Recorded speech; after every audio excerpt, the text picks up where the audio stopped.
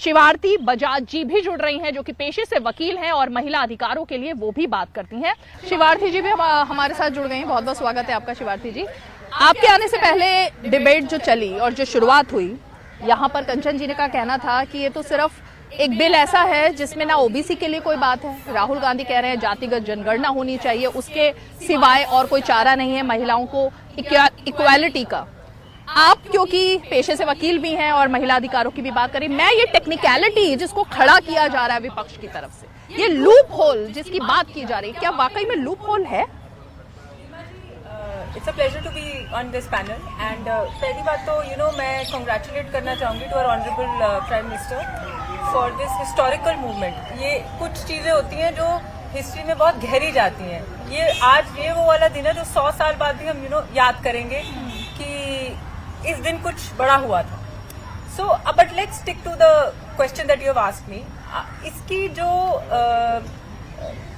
विपक्ष मैं politically comment नहीं करूंगी, बट जो भी इसके नेगेटिव्स बता रहे हैं बिल के, ये एक्चुअली करेक्ट है नहीं लीगली।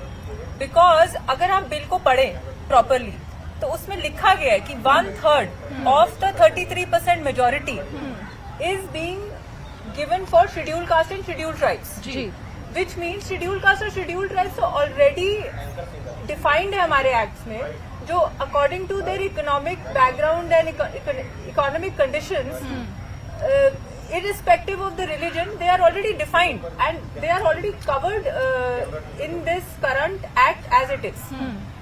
So ये क्लियर बात है। ये बड़ी क्लियर बात है। ये लॉ इम्पोर्टेंट है क्यों, हम इसको क्यों कह रहे हैं आज ये लैंडमार्क दिन है?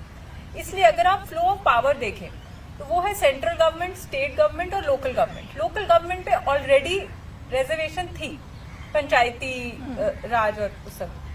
अब इस बिल के रहते, अब जो एक्ट जो पास हो गया है दोनों हाउसेस में, इसके रहते हमारी सेंटर और स्टेट दोनों गवर्नमेंट्स में 33% विमेन के लिए रिजर्व हुआ है।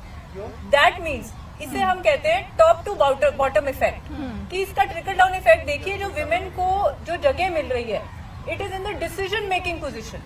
उसका जो आप इम्पैक्ट देखेंगे ना कि सिर्फ पॉलिटिकल एंड पे आएगा, जीडीपी, इकोनॉमिक, एंटरप्रेन्योरशिप, इन सब में women will be in a more decision making position because of this.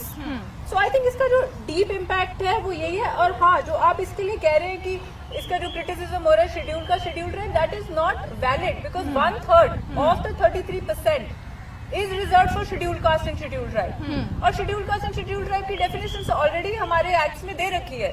So I think ये बड़ा वेल थॉट ऑफ अपना एक्ट पास हुआ है। आई थिंक ये कमेंडेबल मूवमेंट है फॉर एवरीवन कि अगर ये बिल दोनों हाउसेज ने यूनैनिमसली पास किया है।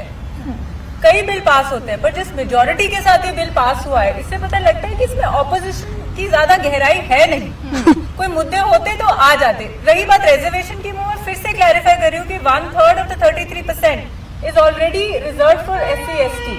तीसरी बात, ये बड़ी प्रोसीजरली फॉलो हो रहा है, तो शायद लोगों को, ऑपोजिशन को, या आई डोंट नो अगर पॉलिटिकल मुद्दा बना रहा है जैसे भी, बट पॉइंट इज कि ये बड़ा प्रोसीजरली फॉलो हो रहा है, क्योंकि रिजर्वेशन आई है with 15 years of upper cap, जब से वो इन्फोर्स हुई, जो बेसिस होगा आपका सेंसेस और डिलिमिटेशन।